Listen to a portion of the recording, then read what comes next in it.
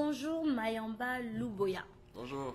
Donc, Nouveaux Entrepreneurs Africains est vraiment honoré de t'avoir ici, Merci. à la boutique Sur Mesure, et de parler de ton parcours.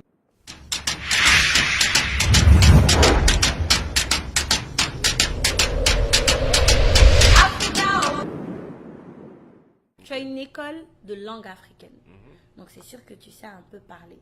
Un peu, Fait que tu sais dire bonjour en différentes langues. exactement. Moi aussi d'ailleurs. Ah bon. Ok, donc on va commencer. Donc dis-moi en Bambara. Mon baron, on dit Inisogoma. En Swahili, On dit Jambo. Jambo. Ah ben regarde, on n'a même pas encore Ouais. commencé. Que tu me donnes des informations. Et en Lingala On dit Mbote. et en Pula? En Poula, je ne sais pas, parce qu'on n'offre pas encore des cours de Ok. Poula. Pas encore, mais moi je vais te le dire, c'est Ok. Wunjarama. Ah, c'est bien. Tu vois, donc déjà je pourrais enseigner hein, bientôt. Voilà. Donc je vais commencer. Aujourd'hui tu possèdes une école de langue africaine qui est présente à Montréal depuis 2012. Très bien. Et le but c'est vraiment de promouvoir la diversité des langues africaines en Occident. Mhm, Ça c'est une idée qui t'est venue comme ça, mais il y a une histoire derrière. mhm. C'est laquelle? Alors, l'histoire, c'est que, un peu, ça fait quelque temps, j'avais un magasin de vêtements D'accord. pour hommes. Je l'ai eu pendant 2 ans. Après, je l'ai fermé. Et pendant que je l'ai fermé, là, j'étais aux études et tout ça. Et là, je comptais changer à faire un prochain projet. Parce que je suis un entrepreneur dans l'âme, comme on dit. Et là, je me dis, quel projet je pourrais faire. Et je suis allé chercher un livre à la bibliothèque qui s'appelait Comment trouver son idée d'entreprise. Et le livre, ce qu'il disait, c'est que souvent on cherche une idée et on cherche à gauche, à droite, mais l'idée, elle est en nous. C'est comme quand on cherche les clés le matin, on a perdu ses clés, on est pressé, et les clés sont autour du cou. Alors je me suis demandé qu'est-ce qui est en moi que je peux, de manière naturelle. Et ça m'a pris 2 secondes, j'ai pensé à ma langue, le lingala. Et c'est comme ça que j'ai eu l'idée de donner des cours de lingala. Et après ça, je me suis dit, oh, mais je peux donner des cours d'autres langues africaines. J'ai fait mes recherches et j'ai vu que c'était pas quelque chose qui était fait au Canada. Il n'y a pas aucune école de langue qui est spécialisée dans les cours de langue africaine. Et à partir de ça, j'ai créé la Jambo. Donc en fait tu étais déjà entrepreneur dans l'âme, Oui. tu cherchais ton idée, puis c'est une belle histoire parce que tu t'es dit en même temps en fait j'ai pas besoin d'aller très loin, c'est en moi, c'est mon histoire. C'est ça. Mais ce que je dirais c'est que c'est un concept qui est très contagieux. Donc c'est vraiment comme il te ramène à la source. Mhm, Donc t'es loin de chez toi mais tu te sens en même temps près de chez toi mhm. à partir de ce moment-là. Donc quelle est la structure en fait derrière Ella Jambo? Mhm.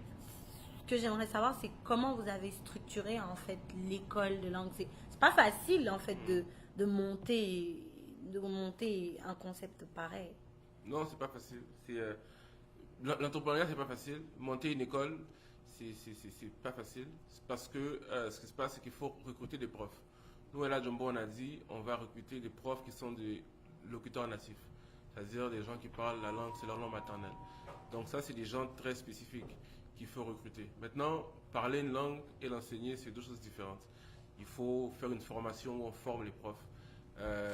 On a eu beaucoup de défis avec ça. Quand, par exemple, tu as des jeunes Africains qui ne parlent pas leur langue, maintenant, tu leur dis qu'il faut débourser pour apprendre leur langue, ils veulent l'apprendre. Des fois, il y a des barrières. Il y a des barrières psychologiques un peu. Donc, il y a ce genre de défis-là. Il fallait faire comprendre aux gens que c'est un travail, c'est un service. Donc, on a eu tout ça comme défi. Mais la structure, vraiment, ça repose sur trouver des gens compétents, qui ont l'amour de l'Afrique, qui peuvent transmettre, qui ont une certaine pédagogie. Nous, on les forme, ces gens-là, et on trouve maintenant de l'autre côté, pas seulement des Africains, ça peut être n'importe qui va prendre une langue africaine. On a beaucoup de gens qui sont en couple mixte, on a beaucoup de gens qui travaillent en Afrique, et former ces gens-là à prendre des langues africaines, mais véritables. Le but, c'est pas de faire des sessions et là, Jumbo, pour dire bonjour. On espère vraiment qu'avec cette école-là, on va réussir à créer une nouvelle génération de gens qui parlent les langues africaines. Oh, ok, ça c'est intéressant. Mais tu as déjà répondu à la question qui suivait, qui était quels critères en fait, sur quels critères vous basez pour choisir les professeurs. Mais moi j'ai une question aussi particulière, ça serait, il n'y a pas que des Africains qui partent apprendre en fait ces langues-là. Est-ce qu'il y a une forte demande d'occidentaux? Oui, oui. Je veux dire, les Africains, c'est peut-être, je 60%. Ok. L'autre, c'est justement c'est une forte demande d'occidentaux, des gens d'ici, et pour plusieurs raisons. Ça peut Ok. être parce qu'ils sont en couple avec un Africain, ça peut être parce qu'ils travaillent en Afrique, ça peut être parce qu'ils sont curieux, ils aiment l'Afrique, ou bien ils veulent apprendre le Wolof comme nous, on a voulu apprendre l'anglais et l'espagnol. Donc, C'est bien et dit. ça. Apprendre le Wolof comme nous, on a voulu apprendre l'anglais et l'espagnol. Exact. C'est vrai, c'est vrai. Et quel est le message que tu aimerais, par exemple, donner pour, aux personnes qui veulent réaliser à peu près la même chose que toi, mais donner un message qui aura pour but d'éviter les obstacles auxquels toi, tu as pu faire face? Ok. Les obstacles. Le message, c'est important de trouver un financement. Voilà. C'est important d'avoir une mise de fonds. Soit vous avez de l'argent, vous avez travaillé, vous avez mis un peu de côté, soit Love Money, la famille vous a donné, soit vous faites une campagne de Indiegogo, là, de collecte de fonds. D'accord. Mais c'est important d'avoir comme une petite mise de fonds quand on fait l'entrepreneuriat, parce qu'il y a toujours des coûts qui sortent de nulle part, ça coûte toujours plus cher qu'on pensait. Donc ça c'est important. Et puis à part ça, je pense que le reste c'est vraiment il faut démarrer. Je pense qu'il faut démarrer. Il faut y aller. Puis, Ça m'amène à te poser une question à la NEA, là, à la nouveaux entrepreneurs africains. C'est en tant qu'entrepreneur, comme tu l'as dit, tu es entrepreneur dans le cœur. Quel message tu aimerais donner aux jeunes Africains qui te suivent en fait?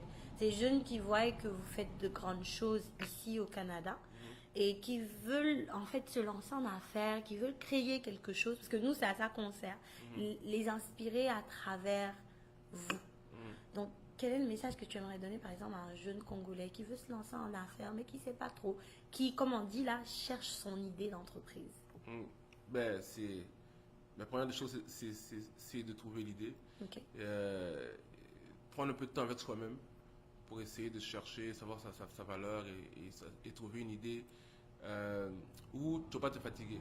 C'est Steve Jobs qui disait que quand tu fais l'entrepreneuriat, tu dois vraiment, vraiment, vraiment aimer ce que tu fais. Parce que c'est tellement difficile que si tu es de moins en moins intelligent, tu vas lâcher à un moment donné. Parce que tu vas trouver que c'est trop. Mais quand tu aimes ce que tu fais, ben, c'est la passion. Et la passion va faire que c'est ça qui va te permettre de passer à travers les difficultés. Donc moi, si j'aurais un conseil à donner à un jeune, c'est vraiment trouve une idée, mais trouve une idée que tu aimes. Quelque chose que tu pourrais faire gratuitement. Et à partir de ça, maintenant, trouver un moyen de la monétiser pour que tu puisses en vivre et que tu puisses faire vivre ta famille. Waouh, c'est très inspirant ce que tu viens de dire. Donc voilà, trouvez votre idée. Comment dire, j'en ai perdu en fait mes mots.